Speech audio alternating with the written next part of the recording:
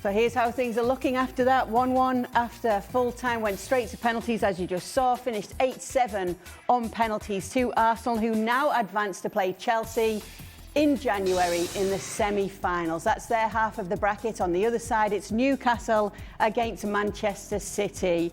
We've got Frank Leboeuf and Julien with us. Frank, let me start with you. What's your reaction to what we saw today? And now it's Arsenal up against Chelsea. First half, it was a very good game, and the first half was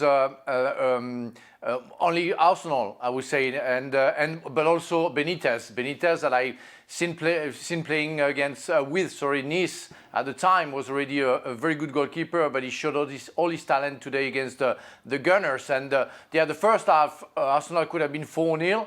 And second half, the coach, Crystal Palace coach, made some changes on the right side because Martinelli was a real danger. On top of it, Martinelli got injured. So he changed a little bit the way the Gunners were playing, and we saw Palace a little bit existing. And after all, 1-1 is kind of lucky for Crystal Palace. But it's good to see Arsenal winning because I think they deserve that win. Let's say that the only not good penalty today, shootout, was from Lacroix. Otherwise, it's been 15 fantastic penalty shootout. And you can be a defender, you can be French, but sometimes you cannot be a very good penalty shooter. It's incredible it actually went to penalties, isn't it, Jules? Especially after the chances that Arsenal had in the first half. Yeah, they would have kicked themselves first to not have scored more goals, and before the own goal by Lacroix to start with. They created enough chances to do that. They should have taken it. I thought that front three, which is the B team front three, really, of Madueke, Gabriel Jesus and Martinelli, did well in terms of the intensity, everything bringing their own thing. I thought Eze was decent too, just behind them in that kind of number 10 role. But you have to take those chances. Gabriel Jesus has been out for a long time, and maybe he's just a little bit rusty in that kind of finishing in front of goal. But they were very good, I think, for most of that first hour also. And then they score that goal and you think, okay, this is it. They're going to see the game out. And Saliba gives away a free kick that he should have never given away. And then Lerma wins the ball, and then Gehi with the follow-up, and you think, okay, now it's typical in those kind of games when you are so much better, so much more dominant. You get pegged back and you're going to lose on penalties even in your own stadium. But Kepa made that save, and I agree with Frankie, the penalties were outstanding until the Lacroix one. And even though it was close, Shaka, once again, it's Arsenal who are finding their way through, and they're the ones who march on. Yeah, and listen, give Crystal Palace a due. I thought they put up as good a fight as they could, sitting on the occasion. No question in my mind that Walter Benitez was the man of the match. And then to Arsenal, yes, they're through and need to be applauded for that. Made changes to a front three. Joe's described them as a B-team front three. That's still a hell of a front three. And it kind of speaks to the depth that Arsenal can now call on, especially with Gabriel Jesus back to fitness. Kai Havertz soon to follow. Mikel Merino has filled into very good effect in those striking positions. And it speaks to, I guess, how equipped Arsenal are in going that one step further and lifting the Premier League trophy. So credit to them for that, because B-team or not, penalty shootout or not, Arsenal were fully deserving of the win. They've got to believe they can win this competition now, Stevie. I absolutely think so. The fact that he is able to make the changes that he did, and then he can bring on the cavalry basically when they need something to actually take that final step and win the game. So yeah, there's no question that Arteta, he certainly wants a trophy this season. He would obviously prefer the Premier League, but if it has to be the Carabao Cup, then he's obviously going for it.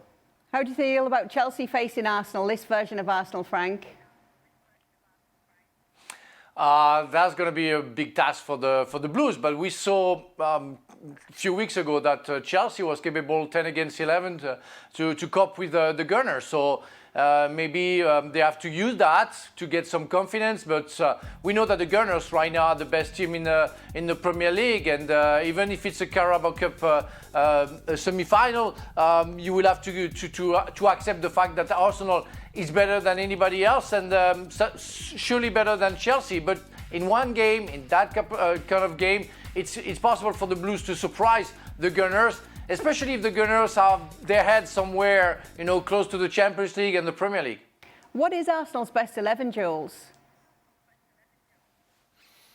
I mean, not the one that we saw today. Today was the B team, apart from Saliba and Timber, and I guess Calafiori, because White and Mosquera are out injured or were out injured, and then Nkapie, between Nkapie and Calafiori, Nkapie was the one rested, and probably rightly so, to be fair. But apart from that, from Kepa to Lewis Kelly to obviously Norgard, Eze, Merino, and that front three that we mentioned already, this is your B team. So if you want to switch to your A team, which is the one that should play against Brighton on Saturday 27th, now the next game that Arsenal have, you will have Raya in goal, you will have Nkapie coming back instead of Miles Lewis Kelly, for example, and Calafiori will go back to left back. You will have Rice, Zubimendi, and Odegaard starting in that midfield three, and then you'll have Saka, Gyökeres, and Trossard as your front three. Well, at least you think with the starting lineup of tonight and the B team, that should be the A team coming back at the weekend. A word on Walter Benitez today, Shaka. He had a good game. He really did. And so often, goalkeeper into his 30s, he's going to be Crystal Palace's number 2. I feel some certainty about because of Henderson's form for Crystal Palace. All you can do is, when you're given your chance, make a name for yourself, stand out. And I thought he did that. And again, maybe it may not be enough for him to be promoted to number 1 over Henderson, but it may be enough for somebody to sit up and take some notice if there's a goalkeeping crisis or there's a need somewhere else. And I thought Walter Benitez did that wonderfully well. I thought Jules was a little bit harsh on Arsenal strikers. It was less poor finishing, and I thought just a brilliant display of goalkeeping. And Frank, do Arsenal need this trophy?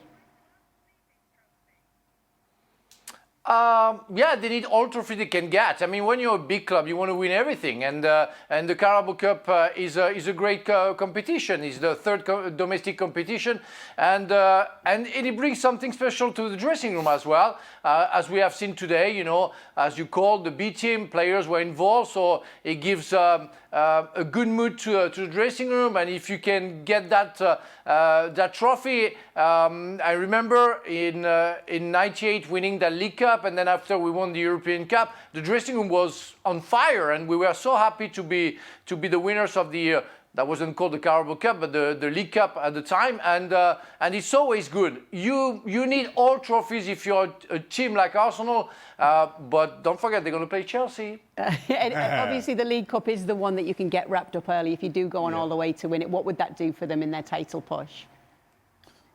Everything. It just brings more confidence, more togetherness. I mean, there is absolutely not a negative. The manager would see the only negative as more games, but the players don't look at it that way. They want to win. They want to win trophies. They want medals. And if it's the Carabao Cup, then yes, please, I'll take that medal any day of the week. And then confidence through the roof. I think the other thing too, when you get this far in the competition, it just starts to feel differently, you know. Listen, you understand, and again to use Jules' phrasing, putting out the B team, Maresca did similarly against Cardiff. But now all of a sudden, you're in a semi-final, and the truth is, you get to a semi-final, and if you get knocked out early enough, you think, fine, way too many games, I can do with the rest. You get to a semi-final, and if you win that semi, it's only one more game. So it almost doesn't make sense or that much of a difference to the players in getting knocked out at this stage. So you want to go on and complete it. It's one more game on your calendar. It's not that tasking in terms of the bigger picture. So all of a sudden now, it feels different to the players. And now I want to see how all four of the managers kind of approach this. Because, similarly, do you make changes as you did previously, or do you go stronger going forward? You get the final say on this game, Jules. I think the good thing for Arsenal now is that the semi-final second leg is at the Emirates, so they will have to go to Stamford Bridge first, which is okay. Frank mentioned it. We saw them not that long ago in the league for what was quite feisty, intense opposition, and then the red card and all of that, and ended up with a draw. I think to have your second leg of that semi-final 2 weeks later at the Emirates, as we saw tonight, even if you go to penalties, if it's a big boost to have when you come down to those two semi-finals, two legs. So I think they will have to feel confident that they can beat Chelsea over the 2 legs, especially with that second leg at home, and then go to the final. And as we said, it's the first trophy to win in England. And if you start by winning this, the confidence and the momentum that he can take you on for maybe FA Cup if they're still in it, Champions League and the Premier League could be quite important. There'll be a lot more talk about Arsenal on our Football Reporters pod. Make sure to go and check that out. They've done a deep dive on Victor Gyökeres and everything that's been going on with him at Arsenal this season. Check it out. ESPN FC Football Reporters podcast.